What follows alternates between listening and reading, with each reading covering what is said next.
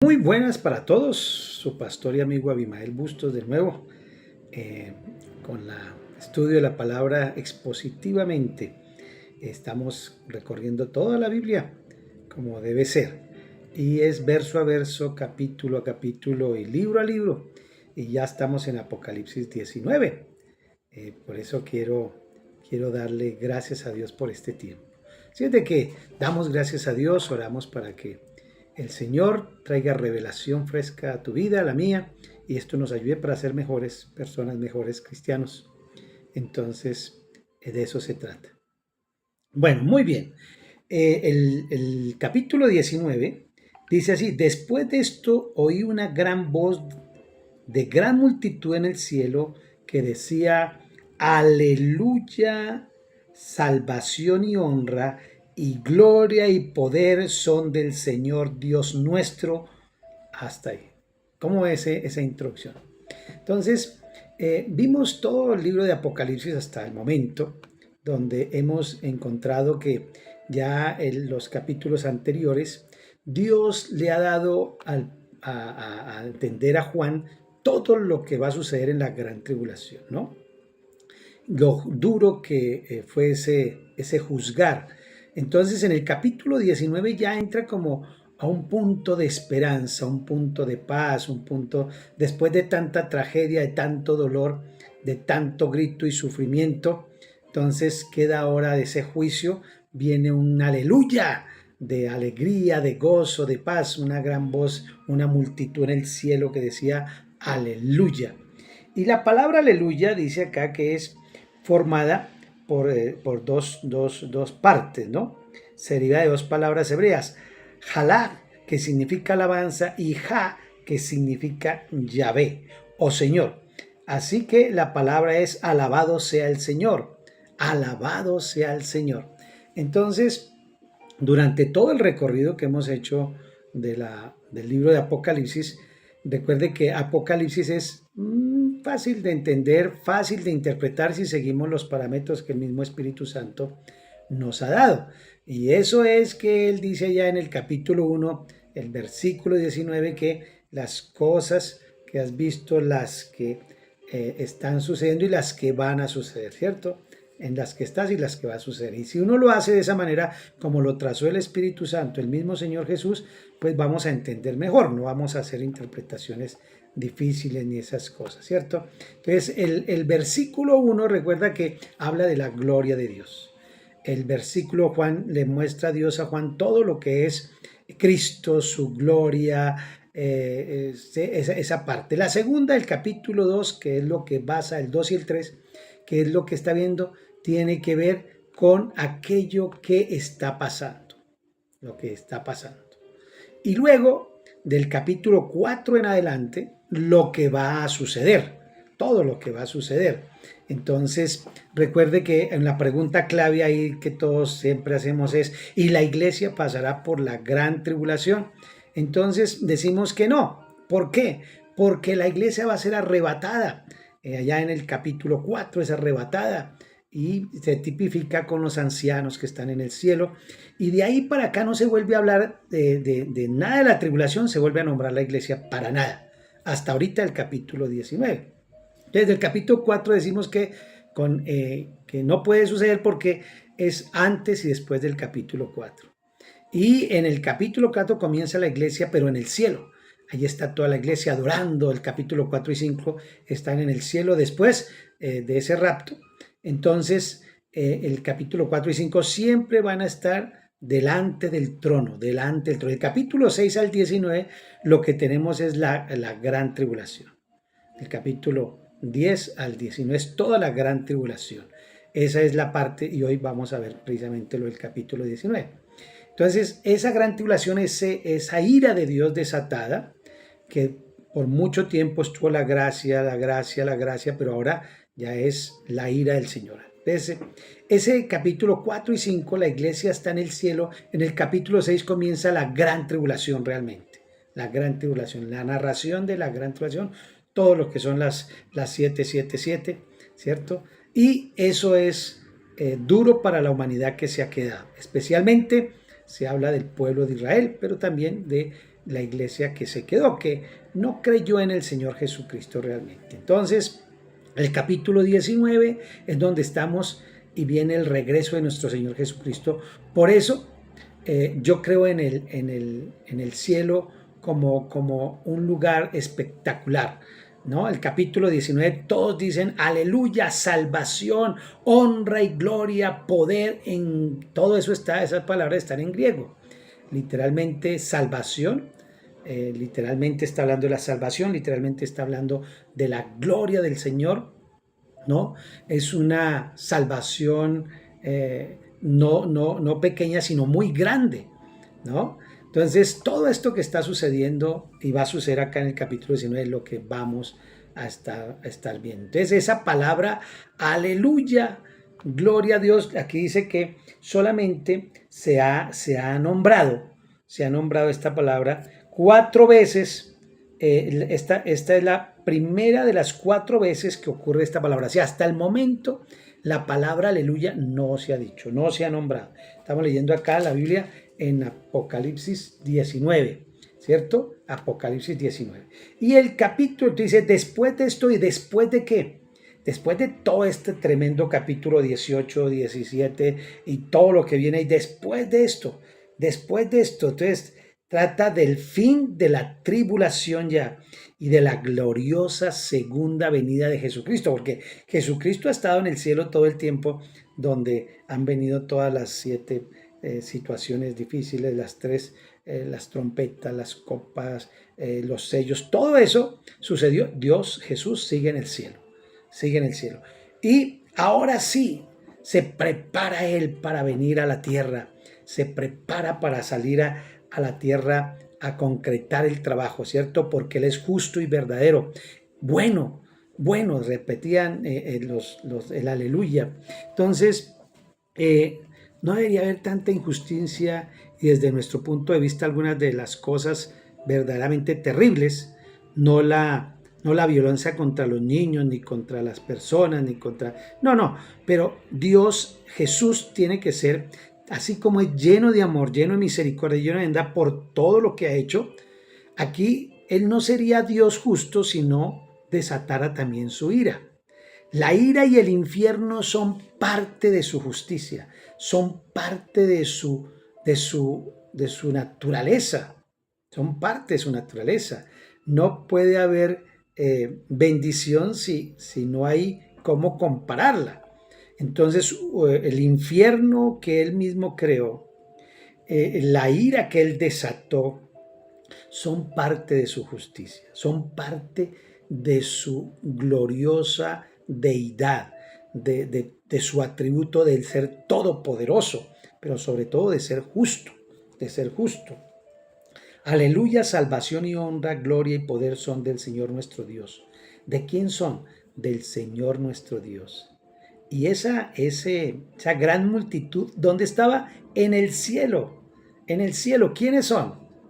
Bueno, aquí podemos deducir los ángeles, la iglesia misma y todos los que han sido salvados y que han entregado su vida en sacrificio en la gran tribulación. Porque sus juicios, dice el versículo 2, sus juicios son del Señor Dios nuestro. Aquí se habla de propiedad del Señor Dios nuestro, ¿cierto? Pues ha juzgado a la gran ramera que ha corrompido a la tierra con su fornicación y ha vengado la sangre de sus siervos de la mano de ella. Él ha hecho un juicio acá fuerte y él ya no soportó más. En su gran misericordia, bueno, él podía haber soportado más, pero como él tiene sus tiempos para todo, él tenía que hacerlo y llegó el momento en que tenía que hacerlo.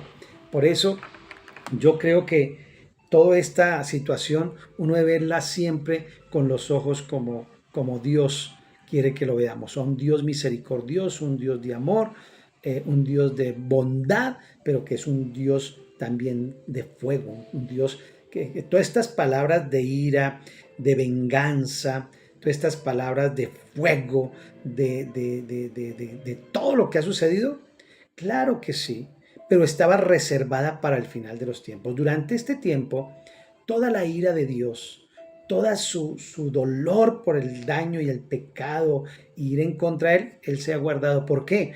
Porque su Hijo Jesús pagó en la cruz. Por lo tanto, él reservó su ira para el final de los tiempos. Esa es básicamente lo que está tratando ahora de mostrarle a Juan lo que va a suceder. ¿Por qué? Porque ya la copa se rebosó. La copa se rebosó. Entonces, ese es el capítulo, el versículo 1 del 19 habla de esa partecita tan hermosa, ¿cierto?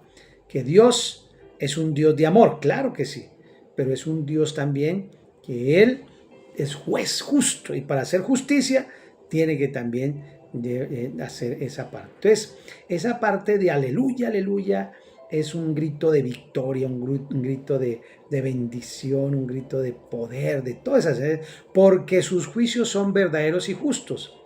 Dios no va a hacer ninguna injusticia. Todo lo que ha hecho y toda la oportunidad que le dio, de hecho, como hablábamos, todas esas plagas y todos esos dolores y sufrimientos que pasaron, era para que se arrepintieran. Pero realmente muy poco lo hicieron. Antes más bravos se pusieron los reyes contra Dios, los religiosos y todos.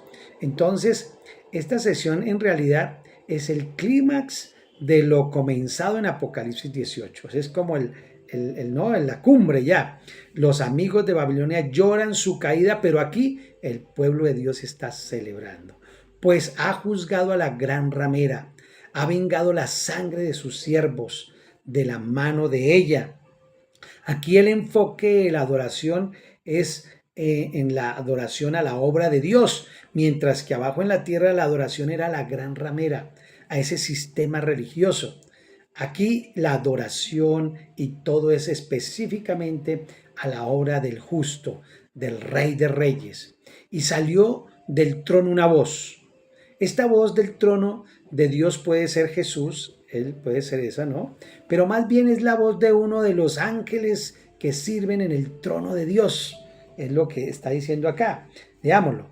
Otra voz, otra vez dijeron aleluya, y el humo de ella sube por los siglos de los siglos, y los 24 ancianos, recuerden que esto representa la iglesia, y los 4 seres vivientes se postraron en tierra y adoraron a Dios que estaba sentado en el trono y decían amén. O sea, se ha cumplido, se ha culminado. Aleluya otra vez, aleluya. Y salió del trono una voz que decía, alabad a nuestro Dios, todos los siervos y los que le teméis, así pequeños como grandes.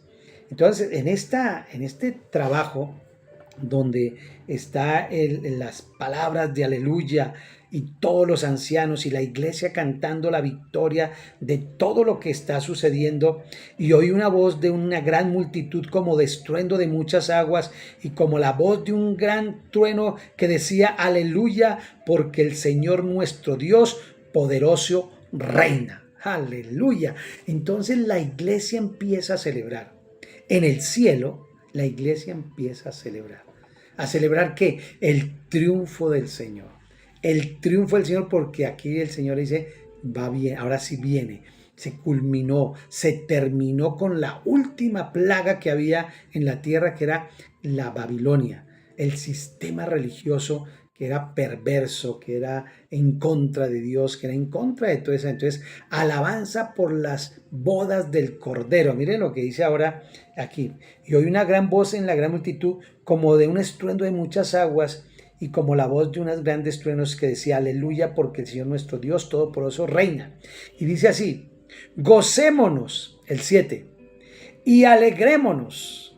¿Qué debemos hacer? Gócense y alégrense y démosle gloria, porque han llegado las bodas del Cordero y su esposa se ha preparado, y a ella se le ha concedido que se vista de lino fino, limpio y resplandeciente, porque el lino fino es las acciones justas de los santos. Vea, el mismo Apocalipsis va respondiendo. Entonces, digamos así que la cronología, para llamarlo alguna cosa, del capítulo 19, ubica a la novia, ubica a la iglesia, otra vez vuelve a hablar de la iglesia, como lo señala ya en 2 Corintios 11:2, ¿cierto? Nosotros somos la iglesia, su novia, su amada, ahora va a ser su esposa.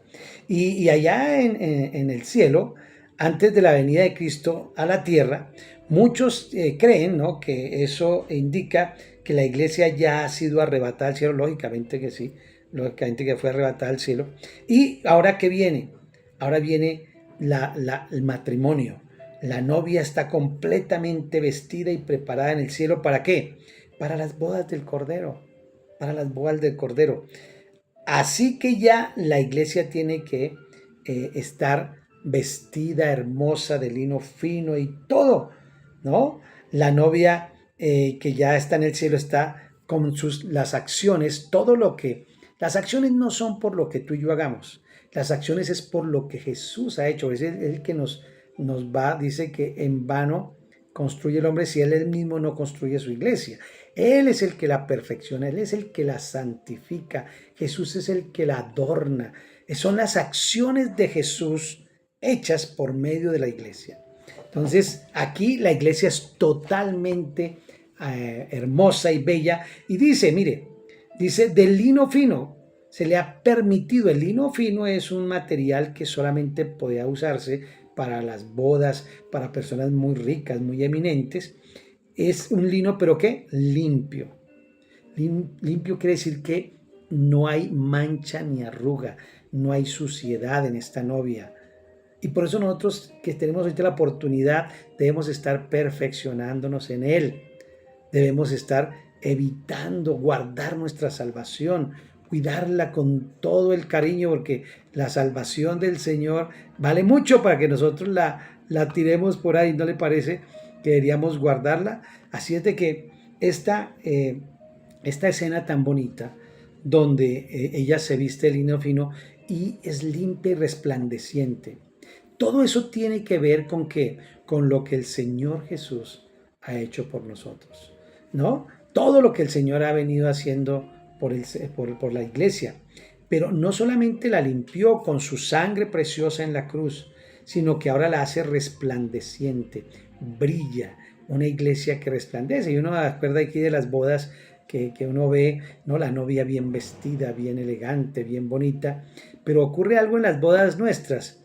Es que normalmente en las bodas nuestras el novio es el que espera y la novia la que viene, pero en las bodas del Cordero no. El novio viene, la novia la que está anhelando que venga ese novio. Y aquí se encuentran este matrimonio, aquí se une la iglesia eternamente y para siempre. Y entonces está resplandeciente de lino fino y es las acciones justas de nosotros los santos. Son las acciones justas. Aquí no, el vestido, la gente piensa que es una cosa física, aunque me imagino que todos estaremos vestidos de lino fino y resplandeciente. Pero se refiere a las acciones justas, a las acciones, o sea, a las obras, a la ayuda, a salvar personas, a servirle a otros. Entonces, es importante entender esa parte, ¿no?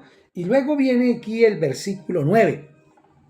Y el ángel me dijo, escribe, bienaventurados los que son llamados a la cena de las bodas del Cordero. Y me dijo, estas son las palabras verdaderas de Dios.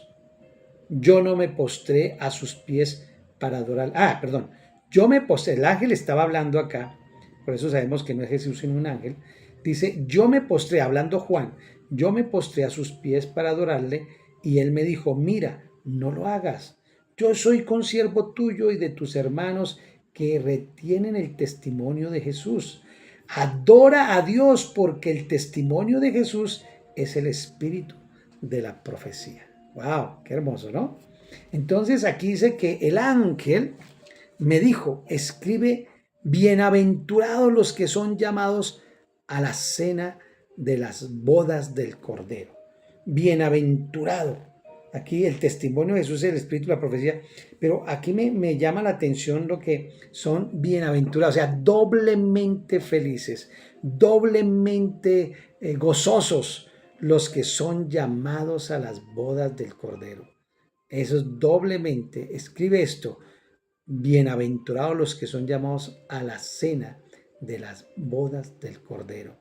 Y me dijo, estas son palabras verdaderas de Dios. Estas son palabras, o sea, esto no hay mentira, no hay nada que se salga de la verdad de Dios. Todo lo que el Señor ha dicho y ha escrito se cumple. Y Él prometió que iba a rescatar a su iglesia, que le iba a purificar, que le iba a santificar. Y por eso ahora la lleva. Entonces, todas estas circunstancias que están sucediendo allí en el cielo es una fiesta, es alegría, es gozo. Después de todo ese tormento, de todas esas situaciones tan dolorosas, tan fuertes que han venido sucediendo, ahora viene la recompensa, por decirlo así, del sufrimiento, porque era tortuoso, era doloroso.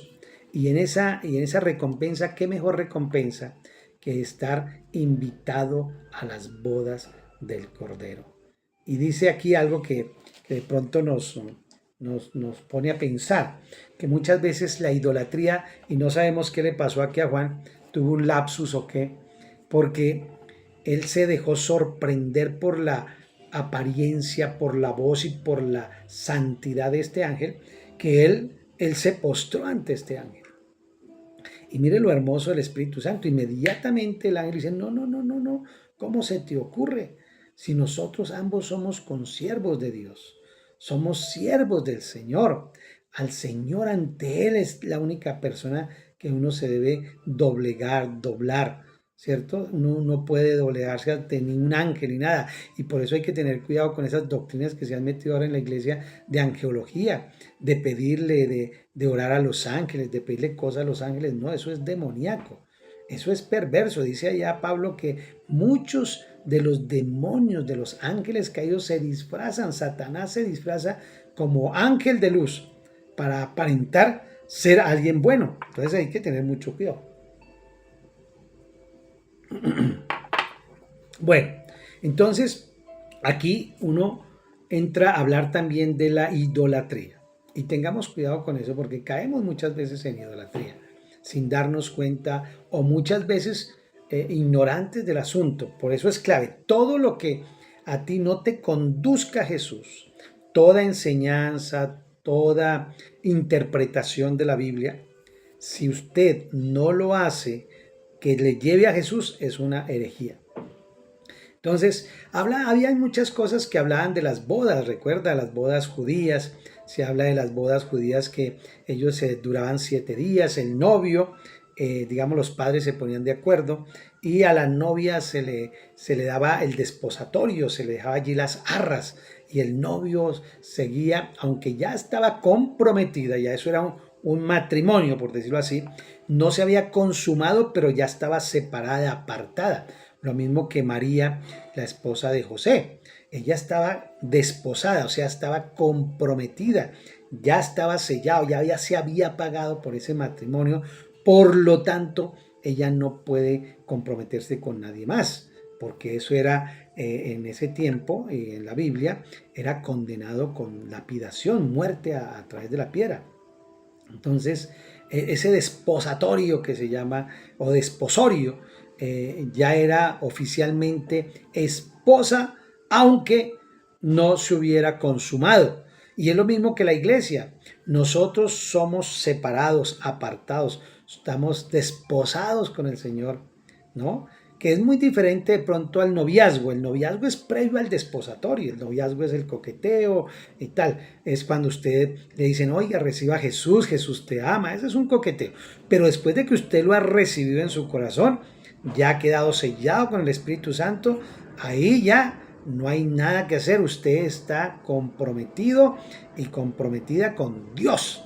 Es la novia de su Hijo Jesucristo y por lo tanto no podemos serle infiel, no podemos torcernos ni tener relaciones con ídolos o con otros dioses, ¿cierto? Entonces, esas leyendas de púlpito, ¿no? Que hablan sobre los matrimonios y la parte judía, que el papá construía la casa en el tercer piso, no sé qué, para la novia y tal. Bueno, puede ser verdad. Lo cierto es que los judíos sí han guardado muy bien todo lo que tiene que ver con la parte de la liturgia del matrimonio. ellos hacen ahí sus ceremonias, sus cosas, pero digamos que el novio llegaba y entonces se anunciaba y entonces la chica lo esperaba y anhelaba que él llegara y es lo que ha sucedido y va a suceder allí, ¿cierto? Entonces él vino a desposarse con su novia en su primera venida. Él vino y la compró con su sangre preciosa y digo, ya dejo las arras. ¿Y cuáles son las arras? El Espíritu Santo. Y en el matrimonio judío, el novio venía, pagaba las arras y se las dejaba ahí a la familia, ¿cierto? Para que entendieran que él no se iba a correr. Él iba y se iba por un año o no sé cuánto tiempo para ir a construir la casa y todas las cosas para llevarse a su novia. Entonces, cuando venía la boda era espectacular, todos llegaban, eran todos invitados. ¿Y sabe quién casaba? ¿Quién casaba a los novios? No había sacerdote, no había curas, no había pastores. No, para eso. Claro, los sacerdotes eran invitados, muy seguramente las personas importantes, la familia. Pero ¿quién los casaba? Eran los padres, eran los papás. Los padres toda la vida casaron a sus hijos. Toda la vida, hasta el año 1200 algo, que la iglesia tradicional católica dijo que no, que ahora quien casaba era la iglesia, pero siempre, siempre fueron los padres. Entonces aquí, ¿quién nos va a casar? ¿Quién va a casar al hijo y a la iglesia? ¿Quién va a casar a la novia? El papá como ha sido siempre la costumbre. Entonces, nosotros somos esa esposa de Cristo. Fuimos escogidos antes de la fundación del mundo. Todavía nosotros no elegíamos a Cristo, pero Él ya nos había elegido a nosotros. Él ya nos había elegido a nosotros. ¿Para qué? Para estar en matrimonio eternamente con Él.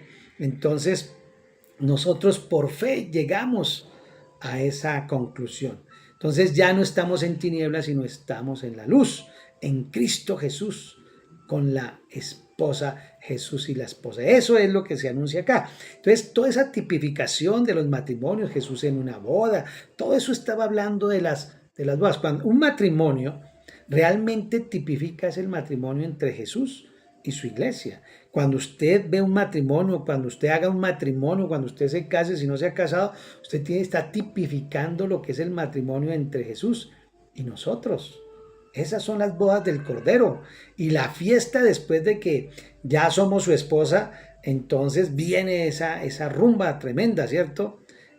Alégrense, démosle gracias al Señor, gocémonos. Y la fiesta que hacían en ese tiempo, dicen las historias, no sé si sea cierto, que duraban como 7 días. 7 días la gente llevaba hasta sus propios alimentos. Entonces, cuando uno va a una boda no va vestido de cualquier cosa, uno va vestido resplandeciente, la gente se manda a arreglar, se compra sus mejores vestidos, ¿no? ¿Por qué? Porque son bodas, una boda es algo muy único y especial, y como no debe ocurrir sino una sola vez, hoy por hoy se casan muchas veces, no, una sola vez. Entonces por eso el Señor quiere que su iglesia, que se ganó con tanto sacrificio, que pagó con sangre el pago de ella, ahora se vista resplandeciente, porque nosotros éramos cosa fea, inmunda, sucia, y Él nos ha purificado, nos ha limpiado, nos ha puesto a relucir para que su Padre vea esa novia hermosa y todos los invitados, ¿cierto? Todos los santos que van a ser invitados a estas bodas, ¿cierto? Entonces esa es la gracia de Dios. La gracia de Dios que ha estado derramada sobre toda la tierra, pero que llegará el momento en que esa gracia, ese regalo de Dios se va a manifestar de otra manera, con justicia. Entonces todo esto habla de que debemos cuidar nuestra santidad, nuestras buenas obras, todo lo que estamos haciendo.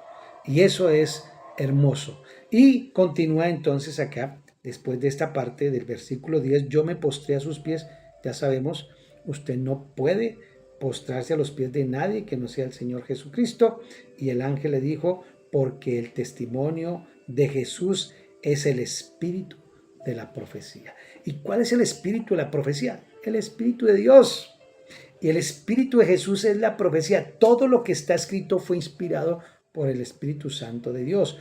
No hay nada que no haya sido, todo lo que está aquí. Aquí están hasta las mentiras de Abraham y de Jacob y todo quedó escrito, porque toda la palabra es inspirada. Y esta palabra toda es profética.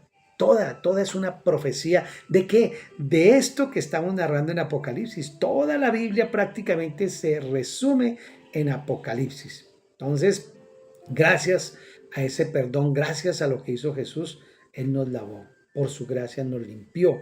Y Él, su obra perfecta, nos lleva a nosotros a hacer obras para el Señor, ¿cierto? Entonces, gracias a Dios por eso, porque nos mueve y nos motiva a seguir trabajando para el Señor, a seguir trabajando con ganas para nuestro Rey y Señor Todopoderoso, el Señor Jesucristo. Entonces, Juan, el profeta, aquí está hablando todo lo que el Espíritu Santo le da.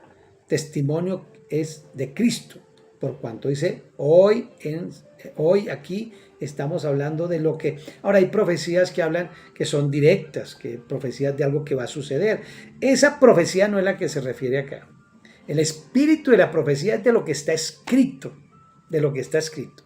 Lo otro es un don que puede tener alguna persona sobre la parte de visiones, o puede tener el don de como le llamaban en el Antiguo Testamento, a los que podían ver el futuro como eran como videntes. Puede tener eso, que Dios le deje ver parte de una persona. Pero esa es la profecía que menos nos debe importar. Claro, para alguna persona es importante, pero para la iglesia en general no. A la iglesia en general le interesa la profecía bíblica. ¿Ah? Yo soy, dice el Señor, yo soy el verbo, yo soy la palabra. Y al único que hay que adorar es al Señor Jesús. El 11, entonces vi el cielo abierto y aquí un caballo blanco. Y el que lo montaba se llamaba ¿qué? Fiel y verdadero, y con justicia juzga y pelea. ¿Quién será fiel y verdadero? Jesús, Jesús. Un caballo blanco dice que lo montaba y se llamaba fiel y verdadero. Realmente fiel es digno de confianza, veraz, es que no miente, que es fiel y verdadero, y es que quiere decir que es justo, que hace justicia. Eso es lo que quiere decir. En su pelea habla de que sus ojos eran como llamas de fuego. Sus ojos eran como llamas, sus ojos eran como llama de fuego, y había en su cabeza muchas diademas, y tenía un nombre escrito que ninguno conocía sino él mismo. Él mismo conocía ese, ese nombre. Bueno, entonces, cuando tú ves esto, que Él es el fiel y verdadero, o sea, Él no miente, es lo que promete, dice. Por eso a mí me duele cuando alguien dice, mire, si el Señor dijo que esto iba a pasar, que esto iba a suceder contigo, que Él te ama, que Él no te va a dejar perder, que Él ya te selló, que Él está contigo eternamente y para siempre, entonces que tendrás vida eterna, que el que murió pasó de muerte a vida eterna, y la gente no le cree, eso duele porque Él es fiel y verdadero. Entonces, me duele eso porque yo también pensaba diferente, pero apenas veo los atributos de mi Señor, digo, no, Él no miente, ¿no? Porque aquí dice que también dice que aparte de eso tenía sus ojos como llama de fuego. Eso quiere decir que Él escudriña todo, que Él penetra todo, y que había unas diademas, ¿no? Unas diademas, eso da su identidad.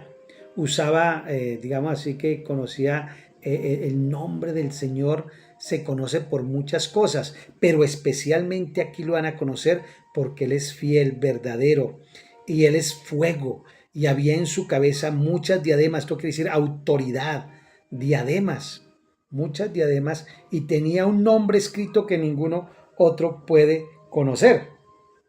Entonces, aquí habla del testimonio de la profecía, ya hablamos de eso. Vi en el cielo abierto. ¿Qué quiere decir? Juan está mirando hacia arriba y puede ver el cielo abierto. Entonces, digámoslo que este es como cuando ya se abre la puerta para que venga el Señor por segunda vez. Es lo que él está viendo, la segunda venida del Señor. Está viendo cómo ya viene como Rey, como Señor. Él viene del cielo como el Mesías guerrero. A establecer la verdad, la justicia, como decía en el Salmo 96:13, a juzgar a las naciones y a luchar contra el mal, ¿no? Este es el conocimiento y el acontecimiento de lo esperado, de aquello, de cuando se pone una boda, uno dice, ay, ¿cuándo será la boda? Y cuando va llegando, se empieza uno a angustiar porque ya viene el tiempo de la boda. Entonces, vemos en todas esas características de la ropa, las diademas y todo lo que Él es, empezamos a ver cosas hermosas, empezamos a ver las características de nuestro novio, de nuestro esposo, de nuestro verdadero Dios. Él es el verbo, Él es la luz, Él es todo eso. Así se manifestó, ahora se manifiesta como fiel y verdadero y como también la persona que juzga, la persona que juzga. Y entonces estaban vestidos de una ropa teñida de sangre. Aquí habla el versículo 13, después de que estaba, dice, y conocían sino él mismo, y estaba vestido de una ropa teñida de sangre, y su nombre es el Verbo de Dios, el Verbo de Dios. Así se dio a conocer, el Verbo, el Logos. Para los griegos, el Logos es lo máximo, ¿no? Es lo máximo. Para los griegos el pensamiento, el conocimiento, el todo sentido de la vida de los griegos, para ellos es el universo.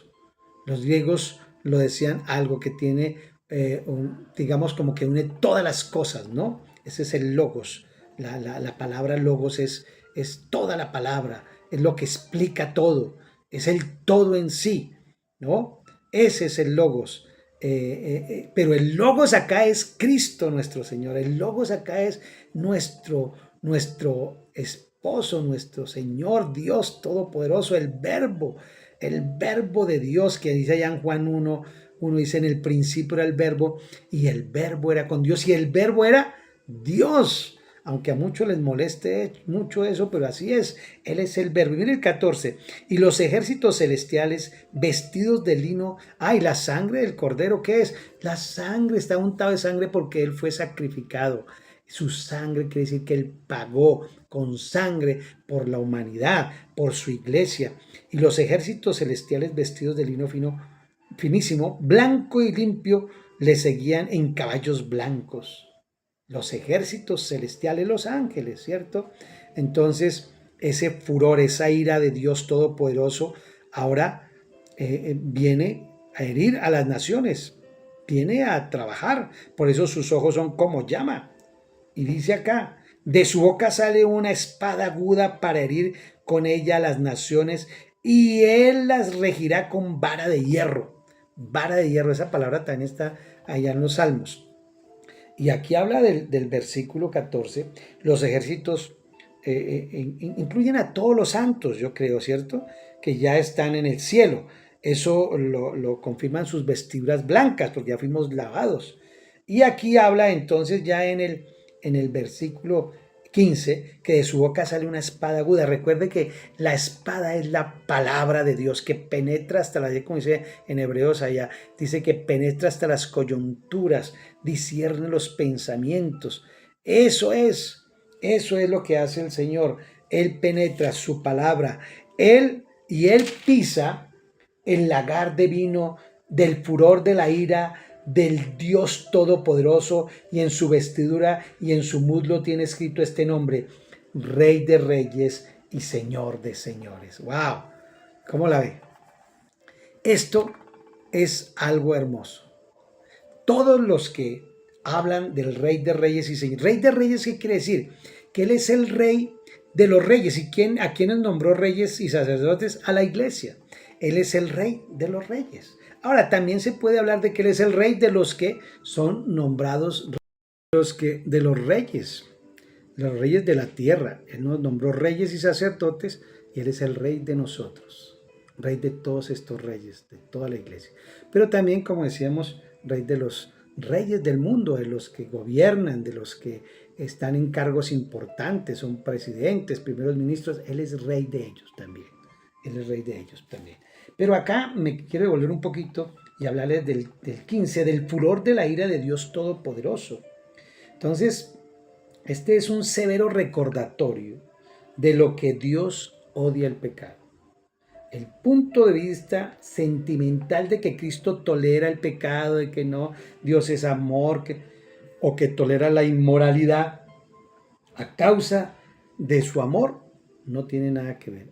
No puede usted comparar. Sí, Dios es amor, Dios es bondad, pero Él no está de acuerdo con el pecado. No está de acuerdo con el pecado.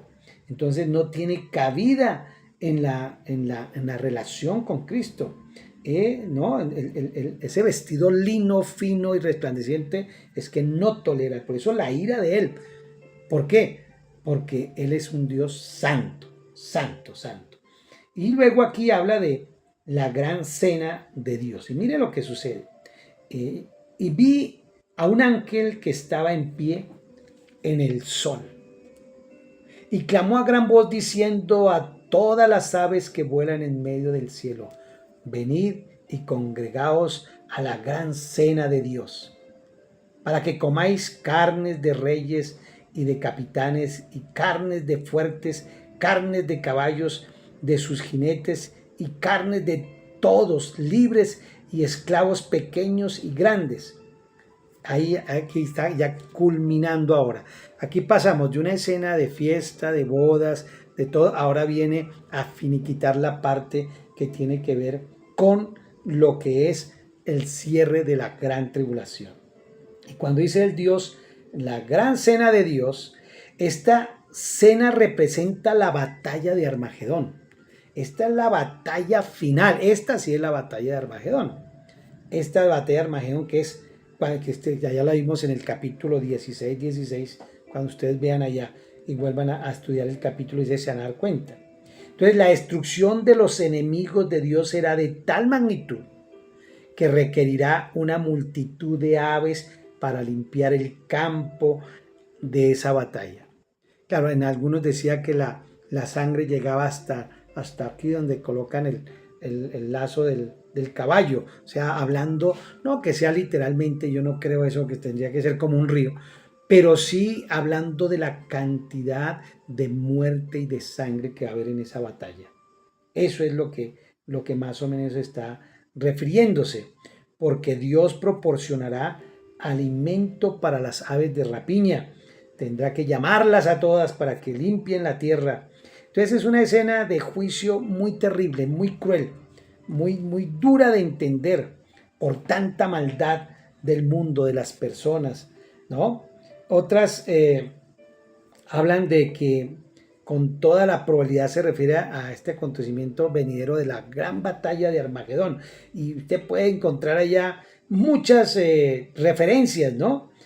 Otras profecías que hay ya sobre esto. Usted puede comenzar allá, especialmente en el capítulo 14, va a hablar de eso el capítulo 16, pero también lo vas a encontrar en Jeremías 51, 27 y 36. Vas a encontrar en Ezequiel 39 se habla de esa gran batalla. En Joel también vas a encontrar el capítulo 3. En Sofonías, en Zacarías, en todos ellos vas a encontrar muchas referencias sobre esta parte. Eso es doloroso, eso es lo que está pasando, lo que va a pasar en esa situación. Aquí ya digamos así, que el giro se muestra y de nuevo volvemos a hablar de esa justicia, de esa ira de Dios y esa gran batalla donde todos los reyes se unirán. Es el complemento de lo que hablaba ya, ¿no? Porque ellos recibieron la marca de la bestia y fueron lanzados vivos dentro del lago de fuego que arde con azufre. Eso es lo que viene ahorita enseguida. Entonces aquí dice, ¿qué pasa ahora? El 19.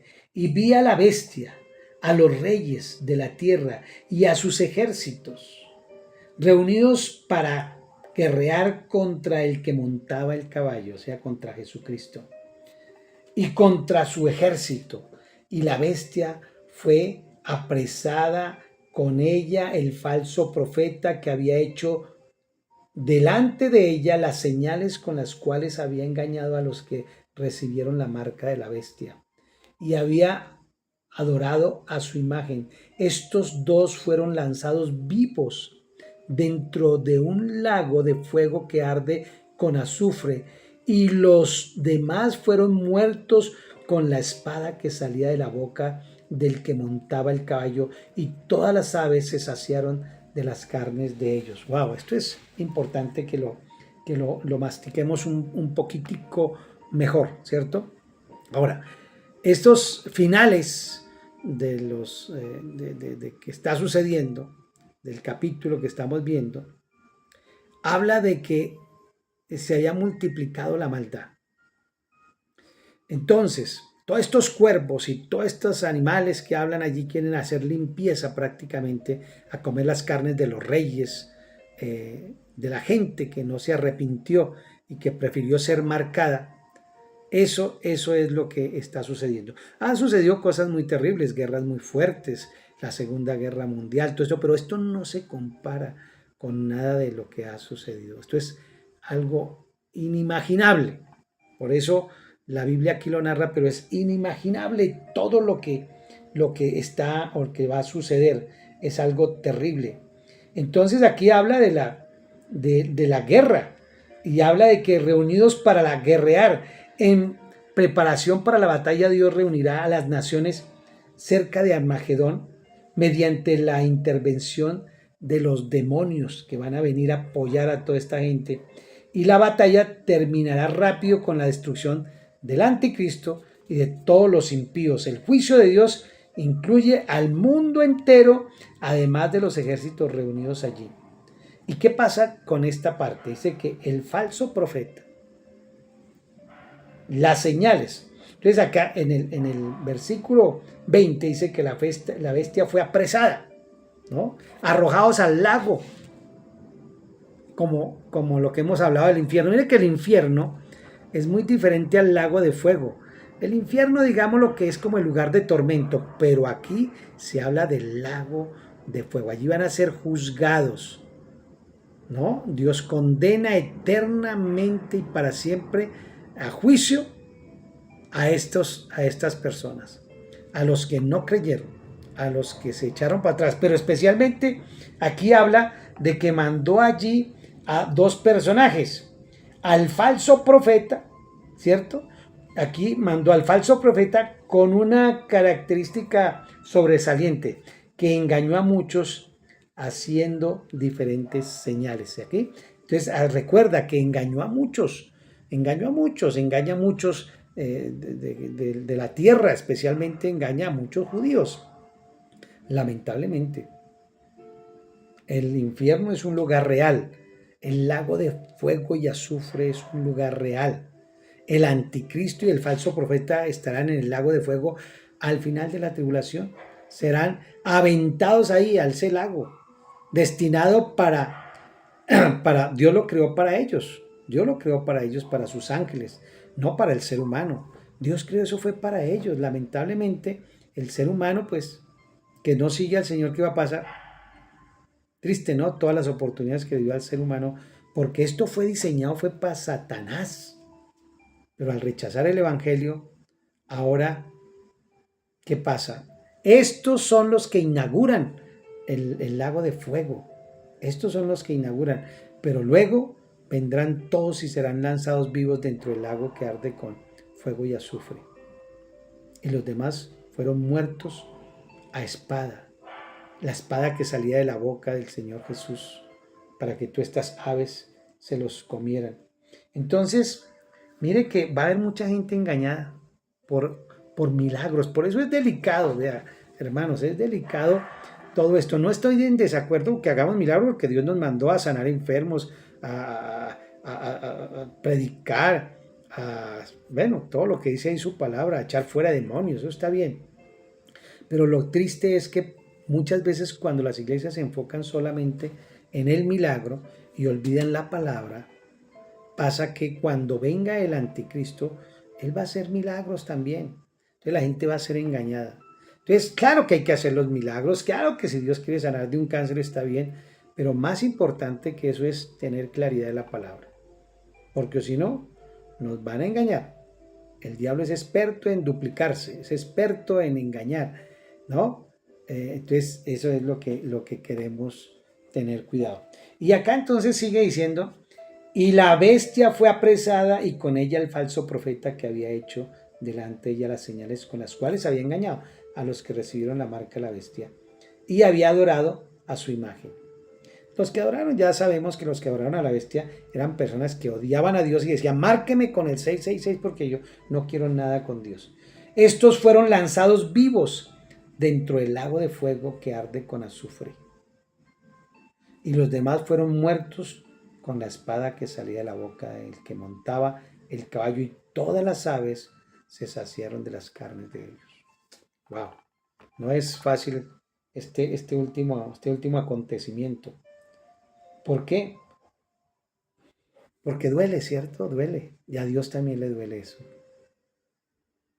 Entonces, esta guerra tan terrible, que es la última, aquí ya el Señor decide acabar con todos sus enemigos y con su último enemigo, que es este Satanás, la bestia, el falso profeta. Entonces Él toma autoridad. Entonces, de ahí va a comenzar ahora el milenio. El milenio. Viene ya el milenio, que son 1000 años del Señor Jesús gobernando en la tierra, ¿no? Gobernando aquí en la tierra. Vi un ángel que descendía del cielo con la llave del abismo. Y aquí ya va a hablar en el capítulo 20, eso lo veremos en el próximo. Pero me entristece esto, pero al mismo tiempo me da gozo de saber que el Señor hizo, ¿qué? Justicia.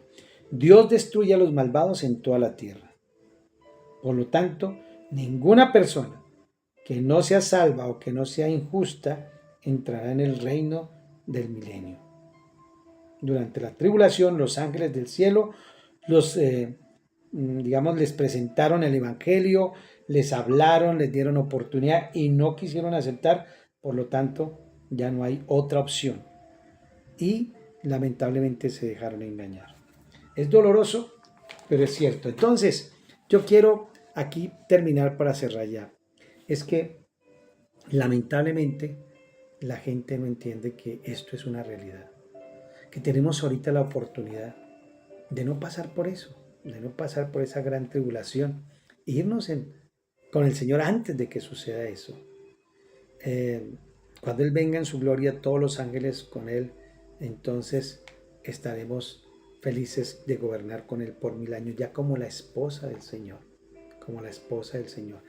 Pero la gente dice, no, esto es un infierno, lo que estoy viendo es un infierno. No, eso es un abrebocas nada más, de verdad, es un abrebocas.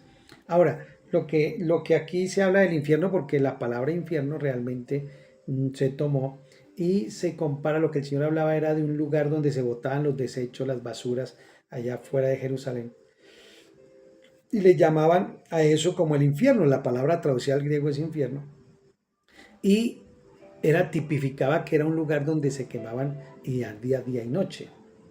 Pero realmente lo que es el lago de fuego y azufre, eso es otra cosa más terrible todavía. Entonces, cuando se habla del infierno, y en la palabra muchas veces la Reina Valera traduce infierno, cuando se habla también del Seol o del lugar de tormento. Pero la verdad es que el infierno, o sea, el lugar de fuego, azufre, ese lago de fuego y azufre, no ha sido inaugurado. Nadie ha ido al infierno, o sea, a ese lago de fuego, para que lo entiendan mejor, ¿no? ¿Por qué? Porque Dios lo diseñó para Satanás, para la bestia, para el anticristo. Para ellos fue diseñado. Allí fue diseñado para ellos. Entonces no lo hizo para los seres humanos, ¿no? Para que lo entendamos. Valoremos lo que tenemos.